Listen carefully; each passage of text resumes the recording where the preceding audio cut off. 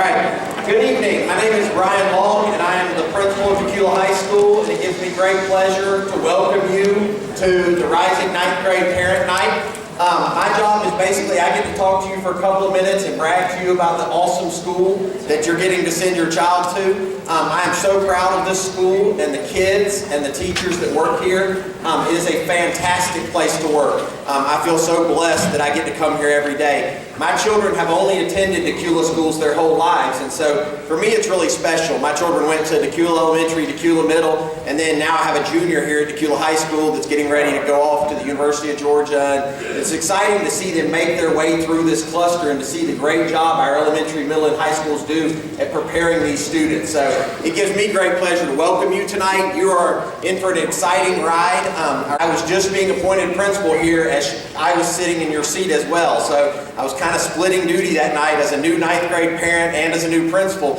and it just flies by. And so when I talk to you about what's going to happen tonight, it's going to seem kind of like a blur. We're going to throw a lot of information at you, but at the same time, we're going to give it to you in writing. We're going to give it to you brochures. It'll have the information. We'll put it on the website, and we'll be available here to answer your questions as well. So, absorb as much as you can, and then feel free to ask us questions. We're all about supporting you and your student. We're all about the relationships with you and your student and making sure that you're successful. So, again, welcome tonight. So let me tell you a little bit about our school. First of all, 9th grade transition. This is a really, really big deal. 9th grade is by far the most difficult transition students will make, regardless of where you live in the country, regardless what grade. It is the biggest deal transition. Students are 3 to 5 times more likely to fail a class in 9th grade than any other grade. And that's not a Tequila statistic, that's a nationwide statistic. I'll show you some data about Tequila in just a second, some of the things we do to support your students that other schools just don't do. But it is a big deal. And if students are not successful in 9th grade, they're much more likely to drop out of high school. 4 times more likely to drop out of high school if they fail the 9th grade. So it is a big, big deal that they get off to a good start in 9th grade. So we want to do everything we can possibly do to partner with you and help your child be successful this year. And you're going to see we have all kinds of things built in to help set your child up for success and give them the support they need to be successful. So, some of those things, you're going to hear a little bit more about some of these, are our Tequila Way, the best freshman orientation program in Gwinnett County. And Mrs. Stoddard's going to talk to you about that. Our Learning Center that is set up to give students support during the school day. We found that a lot of our students couldn't come after school to get tutoring or before school to get tutoring because they needed to ride the bus. So we built it into our day. If your students are struggling with any subject, there is no excuse whatsoever for not getting the help they need to be successful. And so we want to build it in and give them all the help they could possibly need to be successful. So that's our Learning Center. Our Big Board program that seeks to recognize our students for being great students. A lot of schools focus all their energy and attention on the students who aren't meeting expectations. We want to focus on the fact that 95% of our students show up every day and they work hard and they make good decisions. And so Big Board seeks to celebrate those students and recognize and reward them. And so we want to have a positive impact. We want to make decisions with our good kids in mind. How do we kick off our first day of school, unlike any other school in the county? And so we do a lot to try to make school special and make school enjoyable for your kids. And then winter recharge, how we bring students back from Christmas break, how we bring them back and start the semester to get it off to a great start. One of the neat things I've seen, for a long time this county followed Brookwood High School. For a long time this county looked to Brookwood and they said, we want to be more like Brookwood. And one of the things we've seen the last few years, which is really cool to me, is schools all over the county want to be more like Tequila High School. Our Big Board that we started 3 years ago, that's the one up in the corner hanging in Mill Creek, and the one hanging at Grayson. And Mountain View's going to hang theirs next year, and Brookwood's going to hang theirs next year. We're seeing programs that started at Tequila copied all over the county. Our first day of school speaker, Layman Hicks, we had 3 years ago, and how we kick off school and get kids excited about school. They had him at Mountain View last year. They've had it in, so we're starting to see Tequila be one of the leaders in the county in how we do things. And that's exciting to see these schools that are excellent schools as well wanting to copy the awesome things we have going on here. That's a big deal. It's the sincerest form of flattery, really. So, I want to tell you, first of all, I know parents go into high school. If this is your first child going to high school, one of the first things that cross your mind is safety and discipline and things like that. And people hear all kinds of crazy rumors about freshman week or about, bullying and things like that. My previous job, before I got this job, I was Director of Student Discipline for all of Gwinnett County Public Schools for 5 years. I trained every discipline administrator in Gwinnett County. I oversaw over 10,000 disciplinary panels. I basically ran discipline for this county, so I know the discipline data. And if there's somebody telling you that there's a safer school than Dacula High School, they're lying. Our discipline numbers are unbelievably strong. Our kids are great. Now don't get me wrong, we have students that make bad decisions sometimes, but not many, and not any different than any other school in the county. In fact, it's less. And so we have less fights, we have less, bullying, less virtually any kind of problem you can imagine. Not that we have zero, and if we have any, it's going to be a big deal to us. But we're going to do everything we have to make sure school is safe and that your child has a great learning environment. And if there's any concerns whatsoever about it, we want to know about it. Because we're here to make sure your child can learn. We're here to make sure your child has a great school experience. So, again, don't put those rumors out of your mind. We will take great care of your children. You can call me if you have any concern, and we'll make sure we deal with it, okay? All right. Our vision. Our vision at Dacula High School is really simple. Regardless of who you send us, if you send us the child of 2 Georgia Tech educated engineers, both of whom have known their entire life that their child's going to go to Georgia Tech, we want to take that child and move them as far as possible. Let them take as many AP classes as possible, open as many doors as we can possibly open for them. If you send us the child, and nobody in that family has ever graduated high school, guess what our goal is? Move that child as far as possible, open up as many doors as possible, and help your child be successful. Because that's what we're all about. Your child's success is our success. And we're invested in making sure they reach their goals. We're doing a great job, too. This is from School Digger. They rate the 337 cities in the state of Georgia, and Dacula is in the top 10 cities in the state of Georgia you can get an education. The only other one that's on there that's in Gwinnett is Suwanee, and Dacula is the only high school that's in that rating as well. So, we're doing a great job. There's lots of places you can see it. Helping our students be successful. In the last, I don't know how far back we have data, but this is as far back as I can get. We've had more students being successful in passing classes than ever before. When you see that big jump there, that's when we put Learning Center in place, and we started giving students an opportunity to get extra help during the school day, and we started seeing students pass way more classes. So the resources are there to support you and help you be successful. You just need to reach out for those resources and take advantage of it. The other side of that is, of course, failure, and those numbers are dropping. Again, another School Digger rating. These are all the schools in the entire state of Georgia. There's 399 high schools in the state of Georgia. Dacula was ranked 47th of those. The other 3 schools above it were the only other schools in Gwinnett ranked above Dacula High School. Mill Creek got us by 1 spot. Now that isn't leveled for poverty or anything like that. That's assuming you have the exact same students and it's just head-to-head. But the only schools to outperformers were North, Brookwood, and Mill Creek, and they were all within 10 schools of us. North was the #1 performing school in Gwinnett that year, 37th in the county. So all those schools were within 10 spots out of 399 of each other. So we're getting fantastic results and outperforming a lot of the schools that are around us. Those are all the schools again and how they perform. This is how Gwinnett County compares schools. I blocked out the bottom so I don't want to put other people's business out there. But at the same time, we were thrilled to death to see we keep getting good performance. And even, you see the weighted school assessment. That's how Gwinnett assesses schools. You see how we've taken a big jump and had great improvement. That really doesn't even tell the whole story.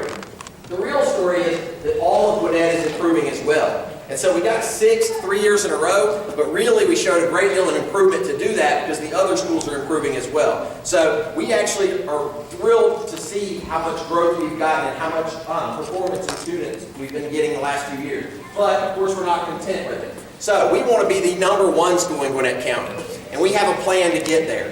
This is part of our proposal that the whole cluster is taking on to try to become an E-class lab cluster. Well, basically what that means is we want to use instructional technology, laptops and tablets and things like that to create a really high level of student engagement in the classroom. Get your kids really engaged and learning at a high level. So I'm going to talk to you about that in just a minute. So the goal is that engagement and relevance, to make your kid really connect to school and find it relevant. This is some of the work we've already done with critical thinking, higher order thinking skills, inquiry-based learning, building a culture where your success is our success. I think there was a time in education where we kind of had a mentality of, I taught it. I don't know if they learned it or not. That can't be our mentality now. We have to reach out and find ways to help each kid learn and be successful. And so we've really got a vision of your student's success is our success now. And so we have all kinds of things put in place to help them, like I mentioned earlier. So we want to become the showplace for what can be accomplished with instructional technology in the classroom. We want other schools like Brookwood and Parkview, a place like that. If you want to see how to do an unbelievably dynamic biology lesson with laptops and tablets and things like that, we want you to come to Tequila High School. So we've got a plan where we're asking the county to help fund more resources in the classroom. We're going to put more resources in the classroom. We're going to ask you, if you can't afford it, send more resources with your student. We want to engage them with instructional technology in really higher order thinking, and we want to really make them enjoy education. So, I'm going to show you a little bit about what that looks like.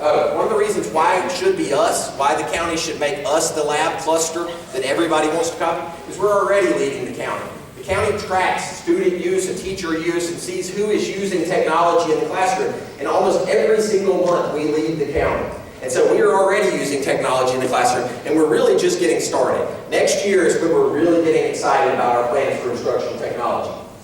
When we ask the teachers, in my house, my wife and I and 2 girls, we ask what we want for dinner tonight. We hardly come to an agreement. I asked 100 staff members, should we pursue becoming an E-class lab school? And 100% of them said yes. This is the direction to go. This is how we'll transform it. Because we can see how engaged the students are when we do this type of instruction. We can see how much they enjoy it and how much they learn from it. So we definitely believe it's the right route to take. So what is the stake of it? I know some of you haven't eaten dinner yet. You're like, oh my gosh. That's totally disruptive to our learning. The stake of it is student engagement.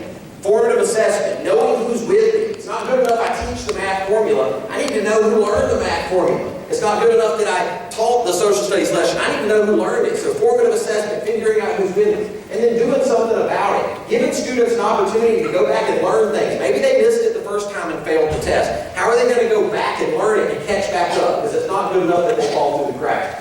The sizzle of it is the technology. The stake isn't really the technology. What makes it interesting and exciting for the student, what makes the student enjoy it and makes it really engaging, that's the sizzle, that's the technology side. But what we really want is the student engagement and everything. So some other pieces that will probably come along with that, project-based learning, embedded credits. You'll learn more about this later, but the idea of taking one class and earning 2 credits, because you can do more than one thing in the class at the same time. So maybe you take a class on biology and you also earn a freshman language arts credit or something. So we'll be looking at different options to allow students to earn extra credit. Internships, like maybe you're a senior and to do an engineering, you maybe come here a couple days a week and maybe you go to Caterpillar and you learn about engineering from Caterpillar, or you go to Cisco and learn about programming and things and do internships. So we're going to be looking at other options to try to use the embedded credits and things like that to free students up to do some exciting things. BYOD. Most high school kids have a cell phone. And cell phones we can use for a lot of stuff. We can use it for formative assessment, things like Kahoot and Poll Everywhere and things like that. But in high school, the kind of work that kids do, it's hard to do on a cell phone. You can't really produce serious documents and things like that using a cell phone. So if your student has access to a laptop, even a cheap one like a Chromebook, like a $250 Chromebook or something, if they have access to that, they will have opportunities to use it. If they don't, that's fine too. We're going to have technology around the school that teachers will be able to bring into the classroom and use. But if you want to start thinking about high school, a laptop would be a good tool. You don't have to have one to be successful here, certainly, and we're going to support your child no matter what. But if they have access to a laptop, or an iPad's pretty good too, but a laptop really can do more than even an iPad. So if they have access, that's great. Don't feel like you have to buy one, but if they do, it's great. So, real quickly, examples of what I'm talking about, because some people are like, okay, that's a bunch of mumbo jumbo, what does that really mean? So, here's kind of what education used to look like when most of us were in school. Teacher comes in, you've done a bunch of homework, teacher says, does anybody have any questions? Anybody who asks a question, the teacher answers their question, helps them. If you don't ask a question, okay? And the teacher teaches some new content. Once they're done teaching new content, they give some work, you go around, you look to see if anybody needs any help, they go home and practice it. Come back the next day, repeat the cycle. The problem is, do you really know who learned? Do you really have a clue whether or not the students learned in a rhythm? That's not really where we're at. This is more like what average education looks like when I go into classrooms today. Very commonly, I come in and right off the bat, the teacher does some type of formative assessment with Kahoot or Poll Everywhere, or Clickers or something, where they figure out, make every kid in the room, like right now if I did a Clicker assignment and every one of you had to answer, I would know. 25 of you have no idea what I'm talking about. And we would be able to figure out who's with me and who's not. That's how we very commonly start class. Then we get some students working. Then we can go and help other groups of students and remediate. We do a whole lot during instruction to figure out who's with us and helps make sure we're bringing everybody along. So I really think we're in a really good place. And that's kind of where our average instruction is. Here's where I want to be. Where we not only know who's with us, but where we have really dynamic, exciting plans for students all across the spectrum. So if you did your homework and you perfectly know how to solve that problem, I've got an opportunity for you to go to do this awesome enrichment where you get to go apply what you know and use it in a real world situation. If maybe you tried the homework and you're a little confused, I fix and help you clarify and get ready, then I get you to that awesome enrichment. And if you're totally confused, I support you too, and I make sure you're getting it, and I help work through with you. So we really meet students where they're at. That's how we'll realize our vision of moving each and every student as far as possible. That's how we'll reach our goal. And so that's where our teachers are, and our teachers are ready to kill it. So, again, we want to become a highly engaging school that your students find incredibly engaging so that we open up as many doors as possible for them. So what do we ask of you? Partner with us. You know, parents and school having a great relationship is incredibly important. So partner with us and help your child be successful. We're all about their success. Let us know what we can do to help you. You know, become fans of the school. Talk us up in the community. You know, I can't stand people leaving and thinking they're going to get a better education at the next school over. To be honest, I think they can get a fantastic education right here. And I'll put our teachers and the learning going on in our classrooms up against any school around us. So I absolutely hope you become fans of our school and help tell our story. We need people to do that. So I've got one more task before I'm already way over my time, before I turn it over to Ms. Hidalgo, to talk to you about registration. There's one question that comes up a lot from parents when it gets to the registration process, and that's about accepting middle school credits. So real quickly, I'm going to give you the nutshell version about thoughts on accepting credits, and then we're actually going to have a meeting about it on April 30th at Decula Middle School at 6:30. And on that night, we'll be able to answer more questions because that whole meeting will be about nothing but accepting credits at the middle school. Because at that time, you'll be about to make that decision. Now, when you register your kids in the next couple of days, you will go ahead and register them for the class, but that can be changed if you decide to do something different on April 30th. When it comes to if you have an opportunity to accept a physical science, a tech ed, or a foreign language credit, our advice is absolutely accept it. As long as you're happy with the grade and you're okay with going to the high school transcript, absolutely accept the credit. Math's a little more complicated. So as you came in, we gave you a brochure, and Ms. Lord, who's actually here, it will actually be providing guidance to your students as well. There's a brochure we gave you as you came in that spells out the different tracks for math. So I would encourage you to take a look at the right side of that brochure, and there's 3 different tracks for math. There's also math teachers out in the comments when we break up this meeting that can answer questions about it. Math is just a little more complicated, but this year it's actually really good, and you actually have 3 good options depending on what your child's taking. There's really, no reason to put your child in anywhere where they'll be successful, but where they'll be successful. So it's a really good opportunity. We'll answer more questions about it on the 30th, and we'll answer more questions tonight, but hopefully this will help clarify it as well. So if you have questions about math, be sure to ask. All right, I'm going to turn it over to Ms. Hidalgo, who's the Associate Principal in charge of curriculum.